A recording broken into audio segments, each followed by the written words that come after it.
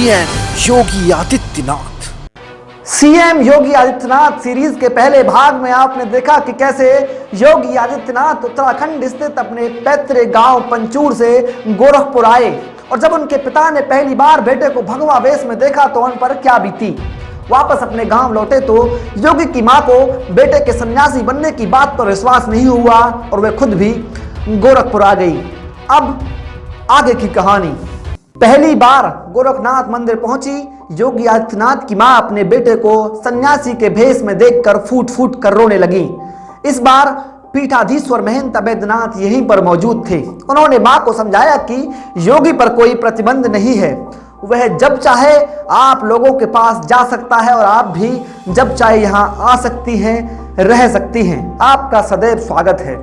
मां को भावुक देख योगी भी भावुक हुए, परंतु मन में उठ रहे ज्वार को समेट कर रखा और मंदिर से विदा करते समय मां से कहा, छोटे परिवार से बड़े परिवार में मेरा एक सन्यासी के रूप में मिलन है।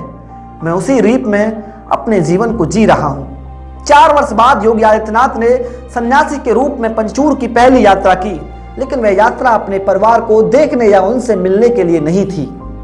आदित्यनाथ को अपने माता पिता से सन्यासी के रूप में भिक्षा लेकर सन्यासी जीवन का एक महत्वपूर्ण विधान पूरा करना था। माँ बाप ने भी अपना फर्ज पूरा करते हुए अपने सन्यासी पुत्र को यथोचित भिक्षा के रूप में चावल, फल और कुछ सिक्के भेंट स्वरूप दे दिए।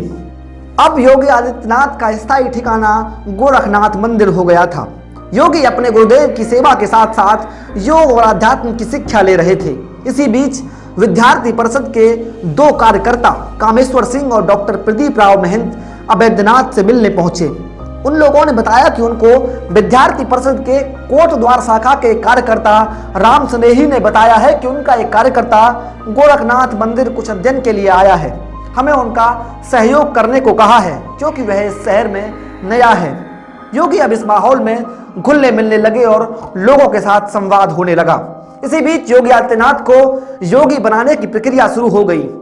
नाथ पंथ की दीक्षा के लिए उन्हें तैयार किया जा रहा था।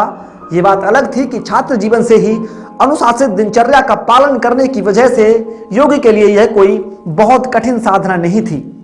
सन्यासी जीवन में प्रवेश से पूर्व व्यक्ति को अपना अंतिम संस्कार करना पड़ता है। यह पूर्व जीवन से मुक्ति और नए जीवन का प्रतीक होता है। इसीलिए योगी लोग राख का प्रयोग करते हैं। यह राख दुनिया के लिए मृत्यु का प्रतीक है। राख शमशान का आधार होती है। यह संकेत देती है कि शरीर को अंततः राख में बदल जाना है। इसका लक्षण है योगी ने सांसारिकता का त्याग कर दिया है। 14 जनवरी 1994 को दीक्षा के बाद योगी की सभी क्रियाओं को पूरा करके योगी आदित्यनाथ पूर्णतः योगी बन गए। अब उनके वस्त्र आजीवन भगवा रहने वाले थे। 15 फरवरी 1994 को गोरखपीठ के महंत अवैधनाथ ने उन्हें अपना उत्तराधिकारी घोषित किया। गोरखपीठ के भक्त भी अब योगी को छोटे महाराज की उपाधि देकर संबोधित करने लगे थे। मार्च 1994 में पहली बार योगी मजबूरन गोरखनाथ मंदिर से बाहर निकले। इसकी जरूरत भी नहीं पड़ती अगर पुलिस गोलधर में हुए विवाद के आरोपियों की तलाश में प्रताप छात्रावास में नहीं घुसी होती। अंत में जब पुलिस ने इस मामले में कोई कदम नहीं उठाया तो योगी का धैर्य जवाब दे गया। सैकड़ों युवाओं ने, जिसमें अधिकांश स्थानीय कॉलेज के छात्र थे, वहां से 5 मिनट की दूरी पर स्थित प्रताप छात्रावास से एसएसपी आपास के बीच जुलूस के जरिए रास्ता जाम कर दिया। गोरखपुर के वरिष्ठ पुलिस अधीक्षक के सक्सेना का घर चारों तरफ से घेर लिया गया। उस समय उन प्रदर्शनकारी छात्रों का नेतृत्व भगवा वस्त्र पहने 21 वर्ष का एक सन्यासी सा प्रतीत होने वाला युवा कर रहा था। वह युवा कोई और नहीं बल्कि खुद योगी आदित्यनाथ थे। भीड़ में बहुत से लोग उस समय तक योगी आदित्यनाथ के बारे में जानते भी नहीं थे, लेकिन उसके अदम्य साहस से प्रभावित जरूर थे। गोलधर के पास बने छात्रावास में गोरखनाथ मंदिर की शिक्षा शाखा महाराणा प्रताप शिक्षा परिषद द्वारा संचालित विभिन्न विद्यालयों के करीब 250 छात्र रहा करते थे। 1976 में यह छात्रावास स्थापित हुआ था, लेकिन समस्या तब शुरू हुई जब कपड़ा खरीदने गए हॉस्टल के छात्रों की दुकानदार से दाम को लेकर होने वाली मोलभाव बहस में बदलने लगी। दुकान का मालिक प्रमोद टेकरीवाल प्रमुख व्यवसायी होने के साथ साथ असंकालिक नेता भी था। उसने नाराज छात्रों को सबक सिखाने के लिए और अपनी ताकत दिखाने का फैसला किया। उसने दुकान से बाहर आकर हवा में 2 गोलियां चला दी। इससे पूरे बाजार में हंगामा हो गया और वहां पर पुलिस पहुंच गई। उस समय प्रदेश में समाजवादी पार्टी और बहुजन समाज पार्टी की गठबंधन सरकार थी। कांग्रेस भी अप्रत्यक्ष रूप से सरकार में शामिल थी। समाजवादी पार्टी और कांग्रेस में ही पैठ होने के कारण टेकरीवाल की शहर में अच्छी खासी धौंस थी।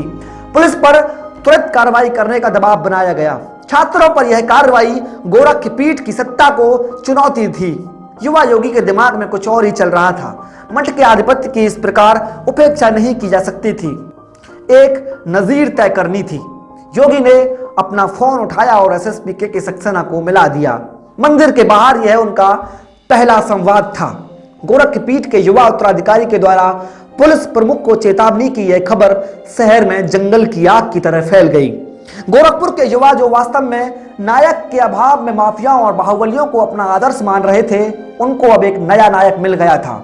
दूसरी ओर पुराने लोगों ने कहना शुरू कर दिया था कि महंत दिग्विजयनाथ ने दोबारा जन्म लिया है और यहां से शुरू हुआ योगी का गोरखपीठ पर आधिपत्य का दौर। योगी के इस आधिपत्य की कहानी हम आपको सीएम योगी आदित्यनाथ सीरीज के तीसरे भाग में बताएंगे।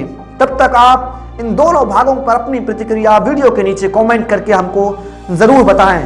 हम बहुत जल्द आपके साथ तीसरे भाग को लेकर हाजिर होंगे। धन्यवाद।